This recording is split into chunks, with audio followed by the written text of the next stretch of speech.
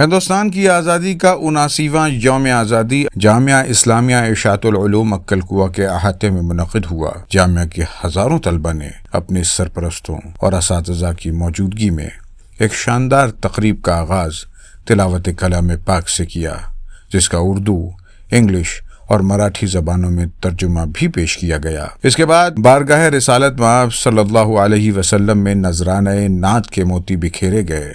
اس سے متصل دعویٰ انگلش اکیڈمی کے اسٹوڈنٹس نے انڈیپینڈنس ڈے کے تھیم پر ایک بہترین ڈیمنسٹریشن پیش کیا، جس کے بعد دارالقرآن کے ایک طالب علم نے آزادی کی جد و جہد سے متعلق ایک پرمغز تقریر پیش کی۔ پھر عربی اول درجے کے طلبہ نے حب الوطنی کے جذبے سے سرشار ترانہ پیش کیا۔ اس کے بعد ہندی زبان میں بھی ایک تقریر پیش کی گئی۔ اب باری تھی بھارت کا پیارا گلشن نامی پرجوش نغمے کی، اور اس نغمے کے بعد ماحول اس مقام تک پہنچ چکا تھا کہ اب ہندوستان کے پرچم کو سلامی پیش کی جائے۔ چنانچہ رئیس الناظم جامعہ مولانا حذیفہ غلام محمد وستانوی کے ہاتھوں ترنگا پھہرایا گیا۔ اپنے خطاب میں مولانا موصوف نے سب سے پہلے تمام ہندوستانیوں کو 79ویں یوم آزادی کی مبارکباد پیش کی۔ اس کے بعد اختصار کے ساتھ آزادی کے مفہوم، اس کی تاریخ اور اس کی اہمیت پر روشنی ڈالی۔ واضح رہے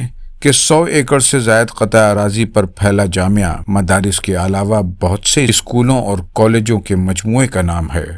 چنانچہ کیمپس کے دیگر اداروں میں بھی آزادی کا جشن پورے وقار کے ساتھ منایا گیا۔ کل 9 جگہوں پر پرچم کشائی ہوئی اور اس سے متصل تقاریب کا انعقاد کیا گیا، جن میں 14,000 طلبہ اور سینکڑوں اساتذہ نے حصہ لیا۔ Report team Irshad al-Uloom on line.